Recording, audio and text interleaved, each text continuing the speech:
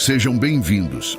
A Bíblia é um livro de história, mas é diferente de qualquer outro livro de história disponível em qualquer biblioteca pública. A história da Bíblia começa com a criação da Terra e termina com o fim do mundo. Nenhum outro livro de história foi publicado que abranja uma gama tão ampla de eventos no planeta Terra, em parte porque ninguém estava presente no início para testemunhar e documentar, e, portanto, ninguém pode escrever com autoridade sobre o começo do nosso mundo. Nós somos as únicas pessoas no mundo que sabemos como tudo isso vai terminar. Isso é único. Você também se sente atraído por este tema intrigante? Se sua resposta é sim, deixe um comentário com apenas a palavra fé aqui embaixo. Isso me ajudará a saber que você está participando ativamente e comprometido com o nosso conteúdo. Assim que eu ver o seu comentário, darei um coraçãozinho como forma de agradecimento, mostrando que valorizo sua interação. Além disso, se você deseja apoiar o canal e contribuir para que nossa comunidade cresça, não se esqueça de deixar um gostei e se inscrever. Seu apoio é essencial para que possamos continuar trazendo conteúdos importantes e interessantes para você. Seu gostei e inscrição nos motiva a criar ainda mais material de qualidade e a explorar novos temas que despertem seu interesse. Vamos lá! O Senhor não revelou o futuro a seus seguidores para satisfazer sua curiosidade. Foi para prepará-los para o futuro, para que não ficassem surpresos quando ele chegasse e para que não o interpretassem mal. Seja grato que Jesus foi tão direto ao compartilhar o que o futuro nos reserva. As pessoas perguntam se estamos nos tempos do fim. No entanto, a Bíblia fala dos últimos dias e estamos nos últimos dias há 2000 anos. Os últimos dias começaram em Pentecostes, onde a primeira profecia dos últimos dias foi cumprida. Cada geração cristã deve viver pronta para o retorno do Senhor. A Bíblia é um livro cheio de previsões. Suas páginas contêm 735 previsões sobre o futuro. Uma previsão pode ser encontrada em 1/4 dos capítulos da Bíblia, do início ao fim. É basicamente um texto profético, embora alguns livros se concentrem mais em previsões do que outros. Dentre as 735 previsões, 596 já ocorreram e se concretizaram literalmente de acordo com as Escrituras. Assim, 81% de todas as profecias bíblicas já se cumpriram. E algumas dessas profecias foram preditas séculos antes do fato. Não é preciso muita confiança para acreditar que os 19% restantes também acontecerão. Essa é uma taxa muito alta. A Bíblia provou estar 100% correta em todas as previsões que poderiam ter se cumprido até agora. A maioria das restantes diz respeito ao retorno real de Jesus e ao que se segue depois disso. Quantas dessas previsões ainda faltam para se concretizar antes do retorno de Jesus? A resposta é cerca de 20, e estamos observando para vê-las acontecer primeiro, antes de procurarmos o retorno do Senhor.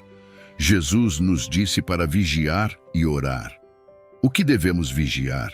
Não podemos ficar parados olhando para as nuvens à espera de sua aparição. Não era isso que ele queria dizer. Ele quis dizer que devemos prestar atenção ao que está acontecendo no mundo e ver quais sinais ele nos deu para nos ajudar a nos preparar.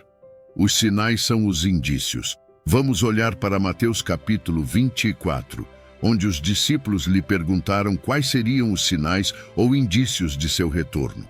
O que faríamos se não soubéssemos quando isso vai acontecer? À pergunta deles, Jesus deu uma resposta direta e inequívoca. Podemos agradecer a Deus por ele ter respondido de maneira tão clara.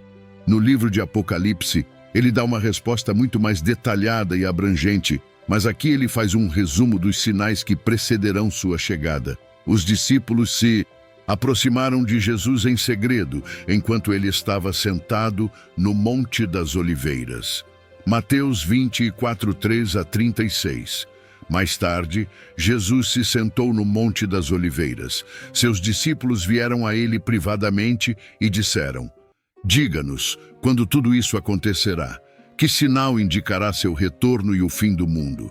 Jesus lhes disse: Não deixem que ninguém os engane, pois muitos virão em meu nome, dizendo: Eu sou o Messias, e enganarão a muitos. Vocês ouvirão falar de guerras e rumores de guerras, mas não fiquem alarmados. É necessário que isso aconteça, mas o fim ainda não virá. Nação se levantará contra nação e reino contra reino. Haverá fomes e terremotos em vários lugares, mas tudo isso é apenas o começo das dores de parto. Então, vocês serão entregues à prisão e perseguidos e mortos, e serão odiados por todas as nações por minha causa. Naquele tempo, muitos desviarão da fé e trairão e odiarão uns aos outros. Muitos falsos profetas aparecerão e enganarão a muitos. O pecado será espalhado por toda parte e o amor de muitos esfriará, mas aquele que perseverar até o fim será salvo. E essa boa notícia do reino será pregada em todo o mundo como testemunho a todas as nações, e então virá o fim. O dia está chegando em que vocês verão o que Daniel, o profeta, falou sobre o objeto sacrílego que causa a desolação, de pé no lugar santo. O leitor deve prestar atenção. Então aqueles que estiverem na Judéia devem fugir para as montanhas. Quem estiver no telhado não deve descer para pegar nada da casa. Quem estiver no campo não deve voltar para pegar a capa. Que terrível será para as grávidas e para as mães que amamentam naqueles dias. Orem para que sua fuga não aconteça no inverno ou no sábado, pois haverá uma angústia maior do que em qualquer outro tempo desde que o mundo começou, e nunca haverá algo tão grande novamente. Na verdade, se aquele tempo de calamidade não for abreviado, ninguém sobreviverá, mas será abreviado por causa dos escolhidos de Deus. Portanto, se alguém disser: Olha, aqui está o Messias, ou ali está ele, Zrenia, não acreditem, porque surgirão falsos messias e falsos profetas, e farão grandes sinais e maravilhas para enganar, se possível, até os escolhidos de Deus. Vejam, eu os avisei sobre isso com antecedência. Assim, se alguém disser: Olha, o Messias está no deserto, Zrenia, não vão. Ou se disserem: Olha, ele está escondido aqui, Zrenia, não acreditem, pois assim como o relâmpago brilha no leste e brilha até o oeste, assim será a vinda do Filho do Homem. Assim como a reunião de abutres indica que há um cadáver por perto, esses sinais indicam que o fim está próximo. Imediatamente após a angústia daqueles dias, o sol será escurecido, a lua não dará luz, as estrelas cairão do céu e os poderes nos céus serão abalados. E então, finalmente, o sinal de que o Filho do Homem está vindo aparecerá nos céus, e haverá grande lamento entre todos os povos da terra, e eles verão o Filho do Homem vindo nas nuvens do céu com poder e grande glória. E ele enviará seus anjos com um poderoso toque de trombeta, e eles reunirão seus escolhidos de todos os cantos do mundo, dos confins da terra e do céu. Agora, aprendam uma lição com a figueira. Quando seus ramos brotam e suas folhas começam a brotar, vocês sabem que o verão está perto. Da mesma forma, quando vocês virem todas essas coisas, podem saber que seu retorno está muito próximo, à porta. Eu lhes digo a verdade: esta geração não passará até que todas essas coisas aconteçam. O céu e a terra passarão, mas minhas palavras nunca passarão. No entanto, ninguém sabe o dia ou a hora em que essas coisas acontecerão, nem mesmo os anjos no céu, nem o próprio Filho. Apenas o Pai sabe. Agora, naquele trecho, ele deu 4 sinais distintos de sua vinda. Quais são exatamente esses 4 sinais? O primeiro é claramente desastres no mundo, como guerras, fomes e terremotos. Esses eventos estão certamente acontecendo, mas têm ocorrido há mais de 1000 anos e estão se intensificando. Portanto, estamos de fato no primeiro sinal. Já há guerras, rumores de guerras, terremotos e fomes. Jesus diz: não sejam enganados. Ele diz isso repetidamente à medida que nos aproximamos do fim. O perigo é a enganação. tanto dentro quanto fora da igreja. Nesse caso, ele fala sobre falsos cristos, falsos messias, pessoas que se aproveitarão do tumulto dos desastres naturais para se apresentarem como salvadores. Há exemplos bem conhecidos de pessoas que fingem ser salvadores e levam as pessoas para locais desérticos apenas para acabar em tragédia. No entanto, existem muitos falsos cristos, falsos salvadores, que alegam ser o libertador prometido de todos os nossos problemas. Quanto mais problemas houver, mais falsos libertadores surgirão.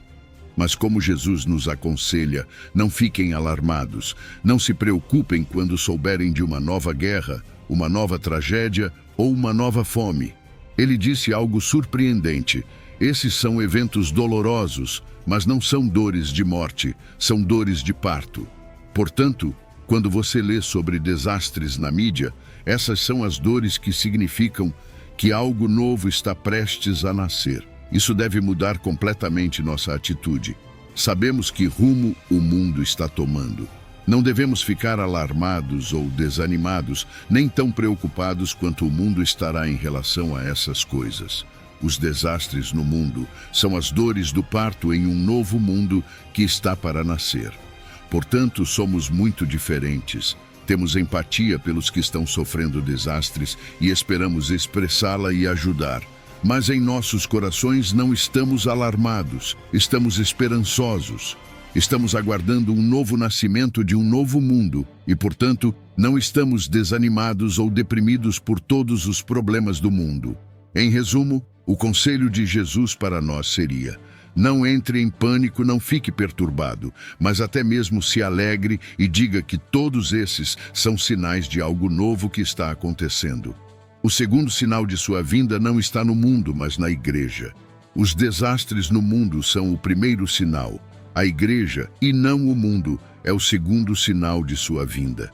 O primeiro aviso são os desastres ao redor do mundo. O segundo são as mudanças na igreja. Assim como ele dividiu o primeiro sinal em 3 partes, guerras, terremotos e fomes, ele divide o segundo sinal em 3 partes, todas ocorrendo dentro da igreja. A primeira é a perseguição, que seremos odiados em todas as nações. O segundo aspecto desse sinal seria uma redução significativa no tamanho da igreja. O amor da maioria das pessoas esfriará. Quando toda a igreja estiver sob pressão, muitos cristãos nominais, se não todos os verdadeiros cristãos, deixarão sob o peso da perseguição universal. Seu amor esfriará.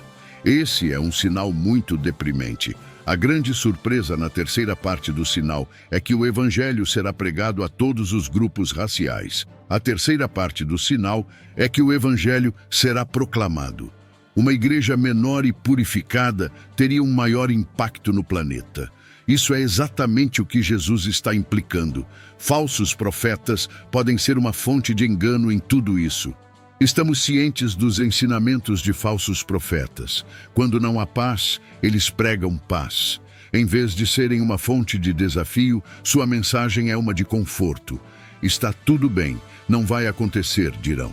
O conselho de Jesus é continuar, não ceder a esses falsos profetas. Quem perseverar até o fim será salvo. Quando esse sinal ocorrer, quando todos os aspectos da igreja forem desprezados pelo mundo, esse é o conselho de Jesus para todos os cristãos. Por que isso deve ser o caso? A resposta é que o trigo e o joio crescem juntos, e quanto mais se aproximam da maturidade plena, mais tensão haverá entre eles. Portanto, é natural que os cristãos estejam sob muita pressão no fim. Os cristãos são desajustados sociais, então haverá ódio. O mundo não nos pertence. Nossa cidadania está nos reinos celestiais. Somos únicos e é por causa de nossa singularidade que o ódio pode surgir. Como Jesus era tão diferente de todos os outros, ele atraiu ódio contra si. João 15:19. Se você fosse do mundo, o mundo o amaria como seu próprio. Em vez disso, o mundo o odeia porque você não é do mundo, mas eu escolhi você fora do mundo. Não é divertido ser desprezado. Isso nos leva ao terceiro sinal dos tempos do fim, que é a aflição de Jerusalém. Geograficamente, será muito limitado. Neste trecho, Jesus cita as profecias de Daniel, e há um personagem nas profecias de Daniel que é referido como a abominação da desolação. Daniel menciona isso 3 vezes. O que tudo isso significa? Qual é a grande questão? Trata-se de um ser humano, um homem que se estabelece na própria cidade de Deus, se autodenomina Deus e se recusa a aceitar a vontade de qualquer outra pessoa acima da sua.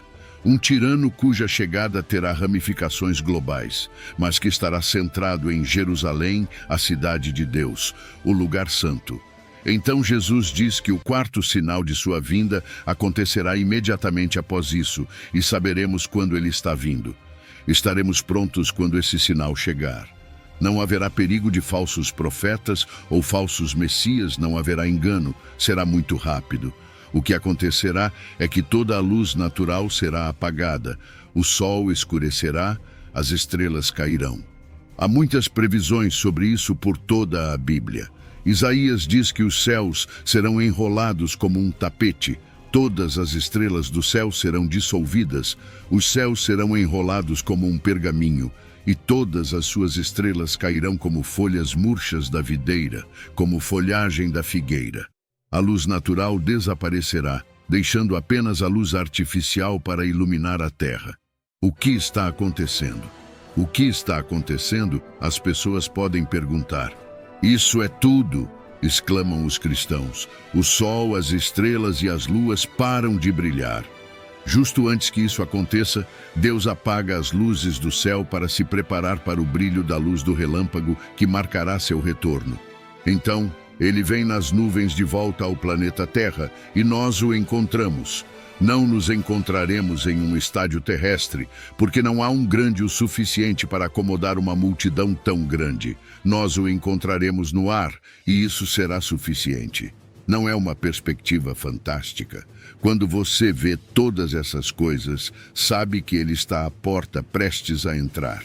Então Jesus dá uma declaração muito simples sobre uma figueira. E é aqui que muitos cristãos se perderam. Ele diz: agora aprendam esta lição da figueira. Assim que seus ramos se tornarem tenros e suas folhas brotarem, vocês sabem que o verão está próximo. Jesus nos diz que, quando você notar todos esses eventos acontecendo, sabe que estamos lá. Agora, essa analogia da figueira não é uma alegoria. É uma analogia direta de experiências cotidianas, como Jesus frequentemente apresentava em seus ensinamentos. Você vê a figueira fazendo isso, você diz: o verão está chegando, e ele virá no mesmo estilo. Quando você notar esses 4 sinais, sabe que o verão está chegando. Infelizmente, as pessoas lerão isso como uma alegoria. E você que seguiu nosso conteúdo até aqui, meus mais sinceros agradecimentos. Se este vídeo enriqueceu o seu conhecimento e melhorou sua compreensão e encorajamento, compartilhe-o com alguém que precise ouvir. E não se esqueça de curtir, se inscrever e ativar o sininho para mais novidades e conteúdo. Mantenha-se fiel, permaneça vigilante e lembre-se, o plano de Deus está se desenrolando e seu reino não terá fim. E para encerrar, temos uma pergunta para você. Qual canção de adoração te ajudou a se sentir mais próximo de Deus?